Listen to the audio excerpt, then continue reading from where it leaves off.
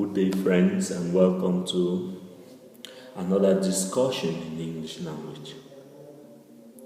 In our last class, we were looking at the sounds of English, and our intention was to do an overview of what sounds generally are,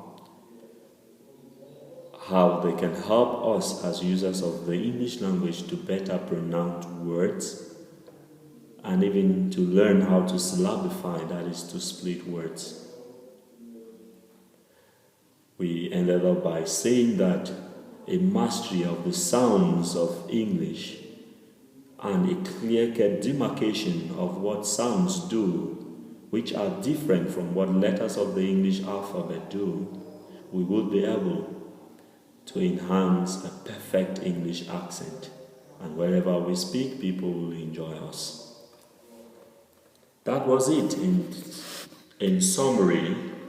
If we have to retrospect and look at what we saw under the sounds of English.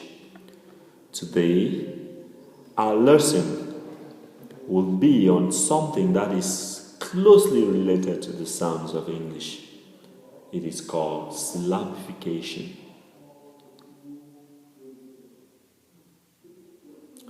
Syllabification is an aspect of vocabulary. It must be highlighted that vocabulary cannot be treated in isolation because vocabulary and grammar are like two sides of the same coin. There are rules to follow in vocabulary as well as grammar. Hence, the two sides or the two sections of the language should be studied closely, that is side by side. To begin with, we cannot just go ahead and look at syllabification without saying what we understand by vocabulary. So what is vocabulary? Vocabulary views things like meaning of words, how words are spelled, how they could be syllabified, where the stress patterns are, and many other things put together. In brief terms, vocabulary could be said to be the study of all the words that exist in a language, their sound structures, their spellings, their meanings, and how these words can combine together to form meaningful sentences in English. Thus, this is the same for English vocabulary, which therefore means that if vocabulary has to do with the study of all the words in a given language, then the vocabulary of English will have to do with the study of all the words that exist in the English language, their spellings, how they could be syllabified, their stress patterns, how they could be pronounced, other aspects like synonyms, antonyms, and much more will be looked upon while studying vocabulary. So when you think vocabulary, think meanings of words, spellings, syllabification, stress pattern, pronunciation, synonyms, antonyms, and much more.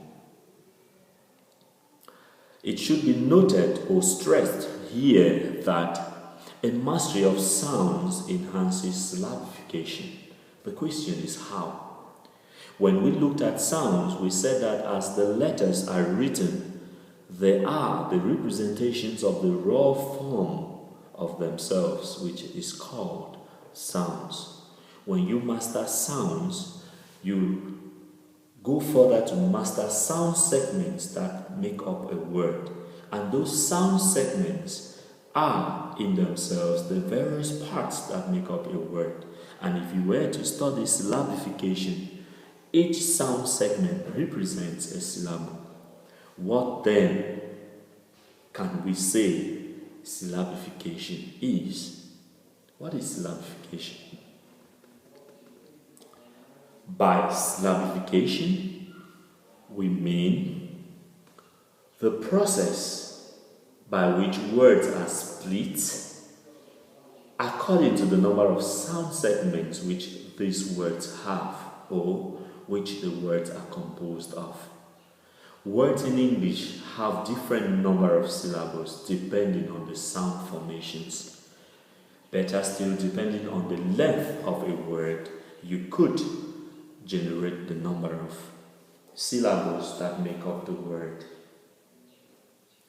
So take note that syllabification is the process of splitting words according to the number of sound segments that the words have or are made up of.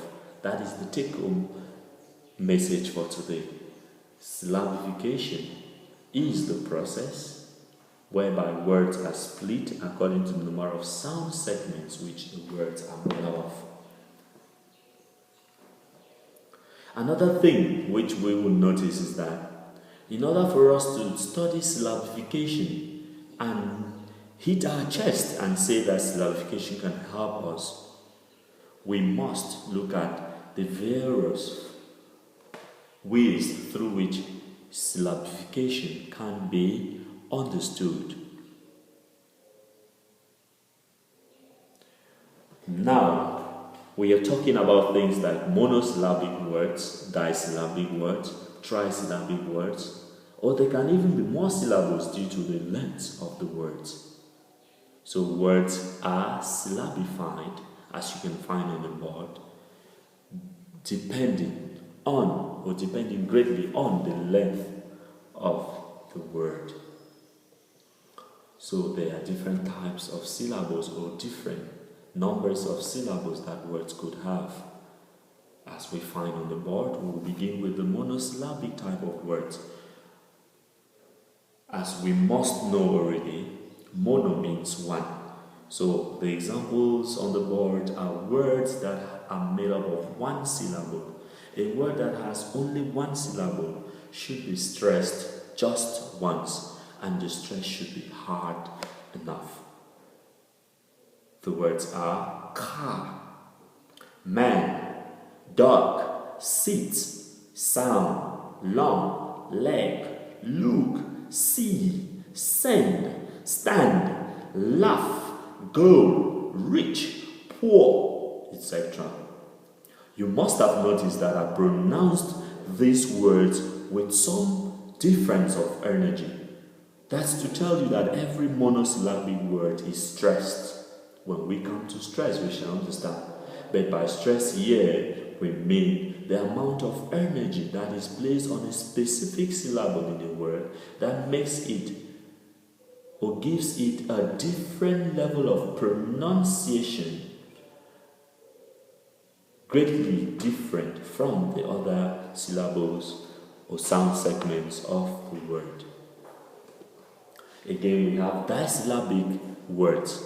Di means two. By disyllabic words, we mean those words that are made up of two syllables. As we will find on the board, disyllabic words always have their stress on the first syllable. Sometimes they will go to the second, depending on some techniques which we shall discover.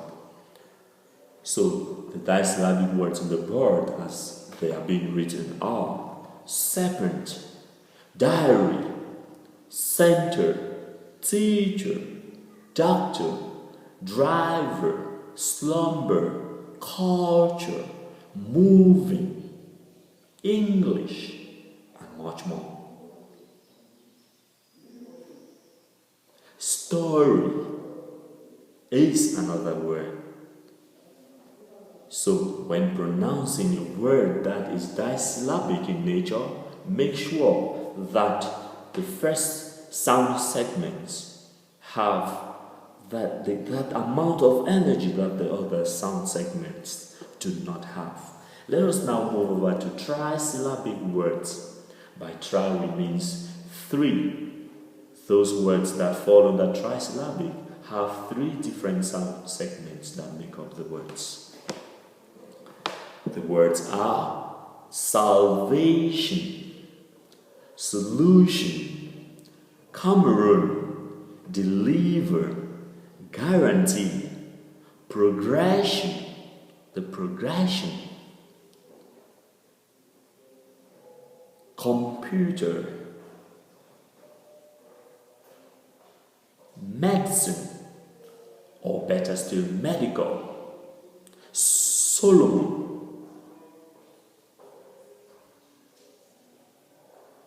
summary, a summary, a conclusion.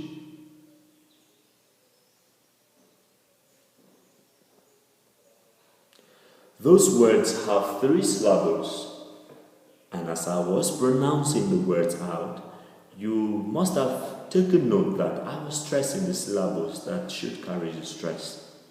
Now let us go over to multisyllabic words. By multi here we mean many, that is more than 3 syllables. We have looked at monosyllabic, which means words that have 1 syllable. We have looked at disyllabic, which means words that have 2 syllables. And we have also looked at trisyllabic words, words that have 3 syllables. Now we want to look at those words that go beyond 3 syllables and more.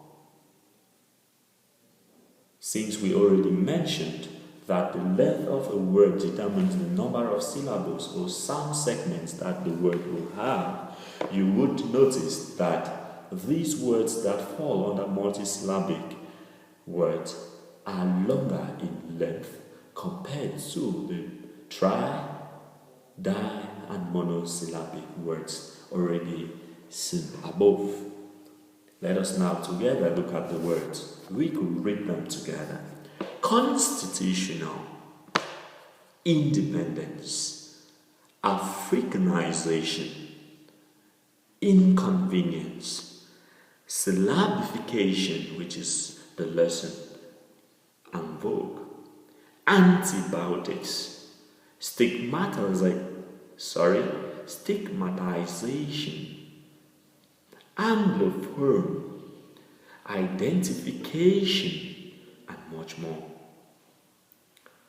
There are many words, but the question is, how many syllables do they have? Or better still, how many sound segments are they composed of? Someone will want to ask, why the lesson on syllabification?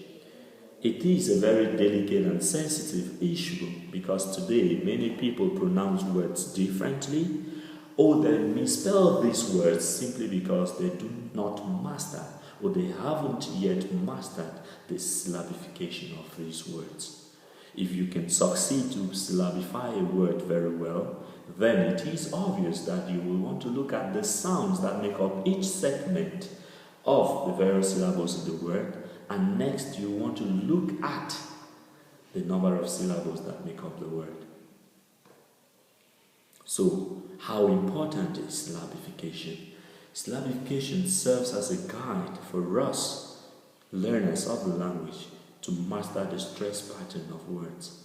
We have already said when we're looking at the words that when you pronounce a word very well, the next step is to look at the number of sound segments that make up the word.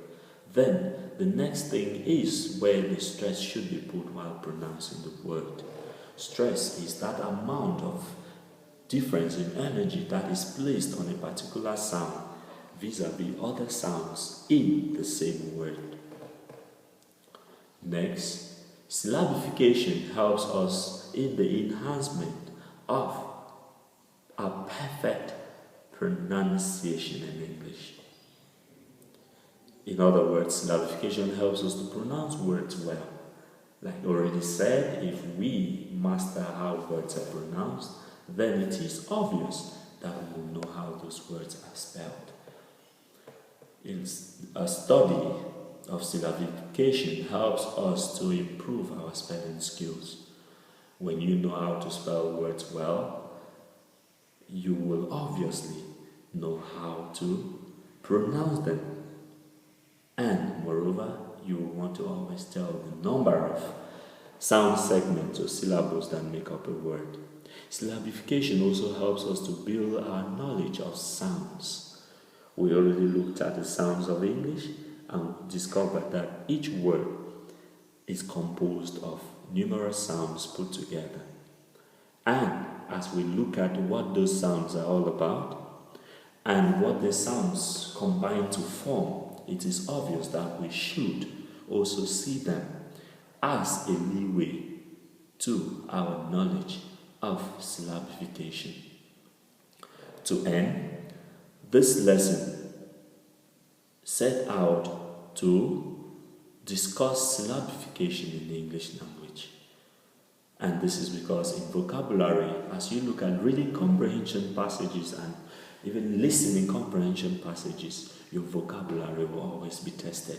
And some of the things which are tested include syllabification, stress pattern of words, spellings, sound segments, and much more. Hence, we could jointly agree and conclude that when we master the use of syllabification, we will obviously pronounce words well, we will spell them well, and it will improve our grammar and vocabulary power. Thank you very much.